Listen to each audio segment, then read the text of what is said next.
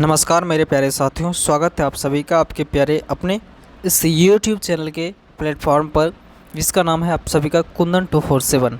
मैं कुंदन आप सभी का बहुत ज़्यादा वेलकम करना चाहता हूं कि आप सभी के लिए मैं आप सभी के सहयोग से मैं इतना चीज़ें कर सकता हूं और कर रहा हूं जो आप सभी को कतई हेल्पफुल रहेगा।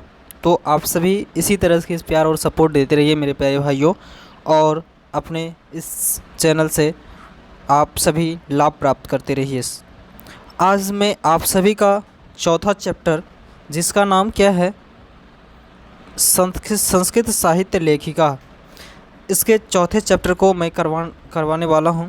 इससे पहले मैं बता दूं कि जो आप सभी का 2023 बोर्ड एग्जामिनेशन आप सभी देना चाहते हैं, तो आप सभी के लिए ये क्लासेस मैं बहुत ही अच्छी तरीके से मेहनत से करवा रहा हूँ। तो आप सभी इस क्लास के सारे वीडियोस को जाके अच्छी तरीके से देखिए मेरे प्यारे भाइयों। बहुत ही मेहनत लगता है और बहुत ही यूज़फुल कंटेंट है ये सभी। चूँकि इसमें क्या है कि मैं आप सभी को एक बार पूरे जितने भी चैप्टर संस्कृत का जो बुक्स है, आप सभी का जो भाग 2 क्लास 10th के लिए पीयूषम बुक्स है, उसमें 14 चैप्टर जो है 14 चैप्टर्स हैं। उन 14 चैप्टर को मैं 1 बाय 1 करके सारे चैप्टर्स को बहुत ही विस्तार पूर्वक करवाने वाला हूं, और बहुत ही करवा रहा हूं भी। आज मैं चौथे चैप्टर में एंटर कर चुका हूं, तो इसका मतलब ये नहीं है कि आप यूँ ही मैं करवा रहा हूं। मैंने बहुत ही अच्छी तरीके से करवाने का कोशिश किया हूं। तो आप सभी डेली क्लास में आइए मेरे प्यारे भाइयों और चीज़ों को समझने का प्रयास कीजिए। आज चौथे अध्याय है, जिसका नाम क्या है संस्कृत साहित्य लेखिका, जिसकी क्या नाम है संस्कृत साहित्य लेखिका। उससे पहले मैंने 3 चैप्टर करवा चुका हूं आप सभी को। उसका लिंक आपको इस वीडियो के डिस्क्रिप्शन में मिल जाएंगे। प्लीज़ जाके उस वीडियो को भी देख लीजिएगा, तब जाके आपको सारी चीज़ें सीक्वेंस फॉर्म में समझने में आसानी होगी। तो आज की क्लास को ज़्यादा बातें नहीं करते हुए स्टार्ट करते हैं। कहता क्या है कि समाजस्य याणम पुरुषे नारीभिश्च चलति, पुरुषे नारीभिश्च चलति, साहित्योऽपि उभयो समानं महत्वम, साहित्योऽपि उभयो समानं महत्वम, आधुनां सर्वभाषासु साहित्य रचनायां स्त्रियोऽपि तत्परा सन्ति यशस्य लभ्यन्ते। हिंदी मीनिंग लिखवा रहा हूँ। हिंदी में अर्थ है कि समाज की गाड़ी जो है स्त्रियों और पुरुषों द्वारा चलती है। समाज क्या है? समाज एक प्रकार से गाड़ी है जो स्त्रियों और पुरुषों दोनों की मदद से चलती है। साहित्य में भी दोनों का समान महत्व है, उसी प्रकार से साहित्य में भी दोनों का समान महत्व है। आजकल सभी भाषाओं की साहित्य रचना में स्त्रियां भी तत्पर है और यश भी पा रही है, और उनसे यश भी पा रही है, साहित्य की रचना करके उनसे यश भी पा रही है।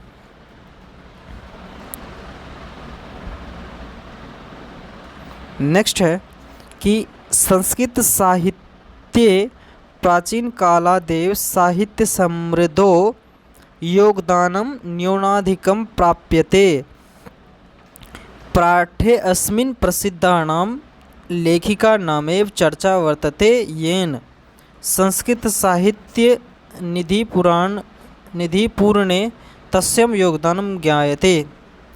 क्या कहता है कि संस्कृत साहित्य में जो है प्राचीन काल से ही साहित्य को समृद्ध करने में दोनों का योगदान कम अधिक के रूप में प्राप्त होता रहा है। साहित्य को पूरे करने के में दोनों का, स्त्री और पुरुष दोनों का योगदान कम अधिक शुरू से ही प्राचीन काल से ही प्राप्त होता रहा है। इस पाठ में अति प्रसिद्ध लेखिकाओं का ही चर्चा है। इस पाठ में जो है अति प्रसिद्ध, जो बहुत ही ज़्यादा फेमस थी, उनके बारे में ही चर्चा है, जिससे साहित्य रूपी खजाना को भी ज्ञात होती है। भरने में साहित्य रूपी खजाना को भी भरने में स्त्रियां का योगदान के बारे में जानकारी होती है। साहित्य रूपी जो खजाना है उनमें स्त्रियां भी मिल करके उस खजाना को भरी है, उसकी जानकारी प्राप्त होती है। नेक्स्ट है विपुलम संस्कृत साहित्यम, विपुलम संस्कृत साहित्यम विभिन्नैः कविभिः शास्त्रकारैश्च संवर्धितम्, वैदिक कालादारभ्य शास्त्राणां काव्यानां च रचने संरक्षणे च यथा पुरुषा दत्तचिता अभवन् तथैव स्त्रियो अपि दत्तावधानः प्राप्यन्ते। वैदिक युगे मंत्राणां दर्शका न केवला ऋषयः प्रत्युत ऋषिका अपि सन्ति।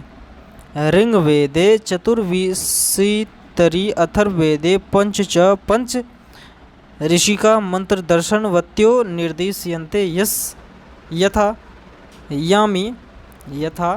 यामी आपला उर्वशी इंद्राणी वागंभ्री इत्यादि। अर्थ कहता है इसका कि विशाल संस्कृत साहित्य जो है अनेक कवियों तथा साहित्यकारों द्वारा अत्यधिक समृद्ध किया गया है। विशाल संस्कृत साहित्य जो है वह अनेक कवियों तथा साहित्यकारों द्वारा अत्यधिक समृद्ध किया गया है। वैदिक काल के आरंभ से ही शास्त्रों तथा काव्यों की रचना और संरक्षण में पुरुषों के समान स्त्रियां भी सावधान रही है। वैदिक काल से ही साहित्य के संरक्षण में पुरुष के समान स्त्रियां भी सावधान रही है। वैदिक युग में ऋषि एवं ऋषि पत्नी दोनों ही मंत्रों की रचना करते थे। वैदिक युग में ऋषि और ऋषि की जो पत्नी थी, वाइफ थी, वो भी दोनों मिलकर के मंत्रों की रचना करते थे। ऋग्वेद में 24 और अथर्ववेद में 5 ऋषि पत्नियां उल्लिखित है। ऋग्वेद में 24 और अथर्ववेद में 5 ऋषि पत्नियां उल्लिखित है। यामी, जिसमें यामी, अपला, उर्वशी, इंद्राणी, वागंभ्रिणी और आदि कवित्रियां भी उपलब्ध थी संस्कृत साहित्य में। नेक्स्ट है, आप सभी समझने का प्रयास कीजिएगा कि बृहदारण्यकोपनिषदि यज्ञवालकस्य पत्नी मैत्रेय जो दार्शनिक रुचिमती वर्णिता या यज्ञवालक्य आत्मतत्त्वं शिक्षयति। जनकस्य सभायां शास्त्रकुशला गार्गी वाचानवी तिष्ठति स्म। महाभारते अपि जीवनपर्यन्तं वेदांत अनुशीलन परायः सुलभयां वर्णनं लभ्यते। ये तो इनका संस्कृत था। अब मैं इनका हिंदी मीनिंग समझाता हूँ। बृहदारण्यक उपनिषद में जो है यज्ञवालक की पत्नी, बृहदारण्यक उपनिषद में यज्ञवालक की पत्नी मैत्रेयी दार्शनिक रूप से वर्णित की गई है, जिनको यज्ञवालक जी ने आत्मतत्व की शिक्षा देते हैं, जिनको यज्ञवालक जी आत्मतत्व की शिक्षा देती है।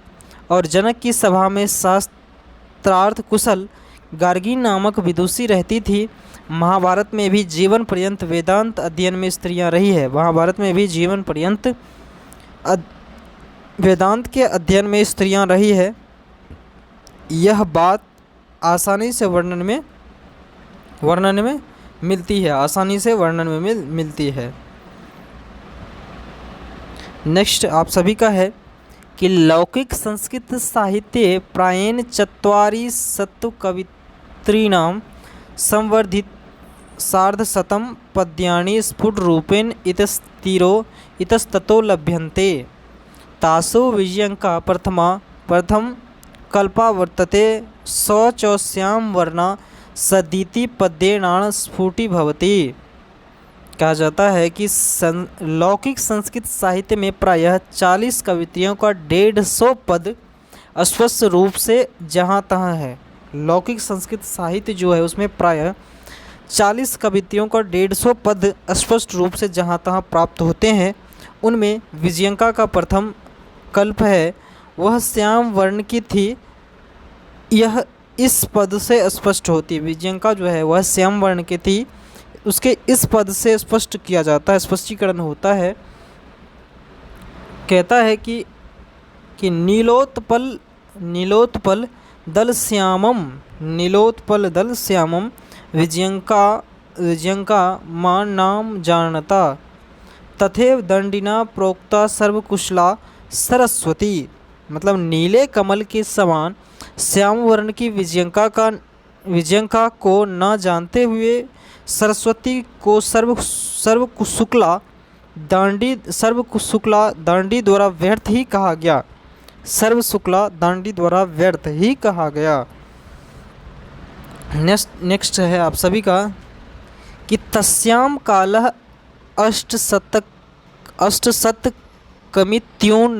कमित्यून मीयते चालुक्यवंशीयेष चंद्रादित्यस राज्ञी विजय भट्टारिका विजयांका इत्यादि मन्यतो किंच शीला भट्टारिका देवकुमारिका रामभद्रांबा प्रभृत्यो दक्षिण भारतीय संस्कृत साहित्य लेखिका स्वस्फुट पद्ये प्रसिद्धा। मतलब क्या कहने का अर्थ हुआ कि उनका जो है समय 8वीं शताब्दी अनुमान किया जाता है। उनका समय काल 8वीं शताब्दी अनुमान किया जाता है। उनके अनेक विद्वानों का मानना है कि चालुक्य वंश के राजा जो चंद्रादित्य की रानी विजय भट्टारिका देवकुमारिका रामभद्रांबा आदि दक्षिण भारतीय संस्कृत लेखिकाओं की कविताएं प्रसिद्ध थी। दक्षिण भारतीय कविताओं में इन सभी स्त्रियों का प्रसिद्धि था। विजयनगर नरेशः संस्कृत भाषा संरक्षणाय विजयनगर नरेशः संस्कृत भाषा संरक्षणाय कृत प्रयासः असन्नति विदितमेव तेषामन्तः पुरे अपि संस्कृत रचना कुशला राज्ञे यो अभवन् कंपनरायस् चतुर्थ शतकम राज्ञी गंगादेवी मधुरा विजयम इति महाकाव्यम स्वामिनो मधुरे विजया घटना मिश्रा रचयत तत्र अलंगाकारणम सन्निवेशः आवर्जको वर्तते। इनका हिंदी मीनिंग समझिएगा आप सभी।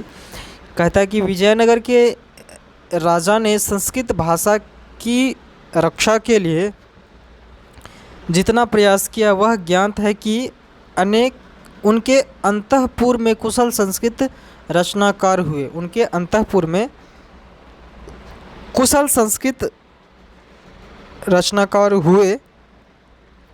14वीं शताब्दी में कंपन राय की रानी गंगा देवी मधुरा विजयम नामक महाकाव्य की अपने स्वामी विजय घटना के आश्रय में रचना की है। विजय घटना की आश्रय में विजयम जो है नामक महाकाव्य अपने स्वामी विजय घटना के आश्रय में रचना की है। उससे अलंकार का सुंदर प्रयोग हुआ है। उसमें अलंकार का सुंदर प्रयोग हुआ है। अलंकार क्या होता है ये सब चीज़ें मैं आप सभी को व्याकरण में बहुत अच्छी तरीके से समझाऊंगा। तस्मिन्नेव राज्ये षोडशतके शासनम कुर्वतः अच्युतरायस् राज्ञी तिरुमलांबा वरदांबिका परिणयः नामकं प्रौढ़ चंपूकाव्यात् तत्र संस्कृत गद्यस्य छठा समस्त पद वल्या ललित पदम विन्यासेन चातीव शोभते। संस्कृत साहित्ये प्रोक्तम दीर्घतमम समस्त पदम अपि तत्रैव लभ्यन्ते। मतलब कहता है कि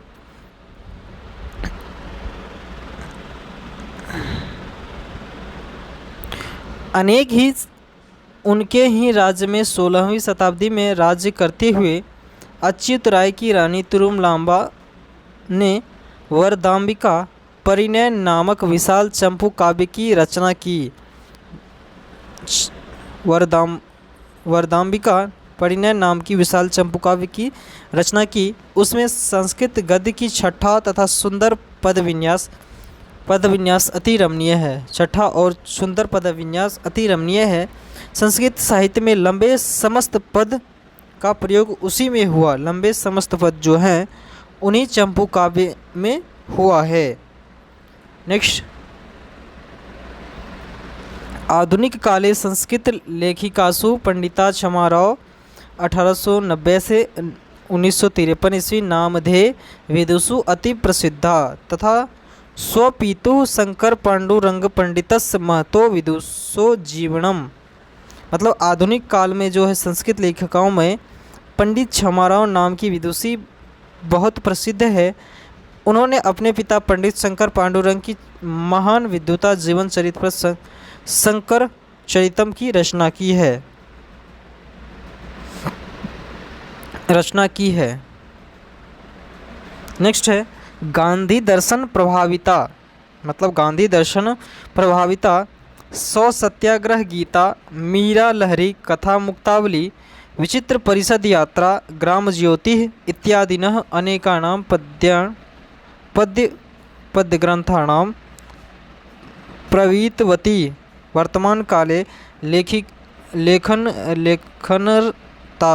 लेखनरतासु कवित्रीषु पुष्पा दीक्षित, वनमाला भवालकर, मिथिलेश कुमारी मिश्र प्रभृतियों अनुदिनम संस्कृतम साहित्यम पूरयन्ति। मतलब कहता है कि गांधी दर्शन से प्रभावित होकर उन्होंने सत्याग्रह, मतलब जो श्री संस्कृत साहित्य रचनाकारिता थी, उन्होंने गांधी दर्शन से प्रभावित होकर उन्होंने सत्याग्रह गीता, मीरा लहरी कथा मुक्तावली, विचित्र परिषद यात्रा, ग्राम ज्योति इत्यादि अनेक गद्य पद्य की रचना इस समय लेखन कार्य में संलग्न कवित्रियों में पुष्पा दीक्षित, वनमाला भवालकर, मिथिलेश कुमारी मिश्र आदि आए दिन संस्कृत को पूरा करते हैं।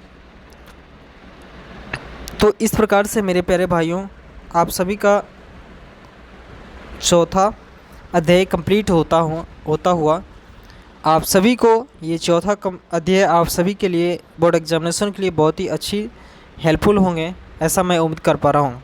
आपको कोई भी टेंशन नहीं लेने है मेरे प्यारे भाइयों कि आप सभी का क्वेश्चंस नहीं हो रहा है। एक बार मैं आप सभी का चैप्टर कवर करवा दूँ, फिर आपको इम्पोर्टेंट क्वेश्चंस और संस्कृत के जितने भी संधि विच्छेद वगैरह भी हैं सारी चीज़ों को मैं 1 बाय 1 करके कवर करवा दूंगा। तो एक बार मेरे प्यारे भाइयों आप सभी इनका जो मैंने डिटेल्स फॉर्म में आप सभी को करवा रहा हूँ उसे समझने का प्रयास कीजिएगा और अपने कॉपी कलम में नोट्स बनाने का प्रयास कीजिएगा। तो मिलते हैं नेक्स्ट वीडियो में, तब तक के लिए धन्यवाद, बाय बाय, टेक केयर, जय हिंद।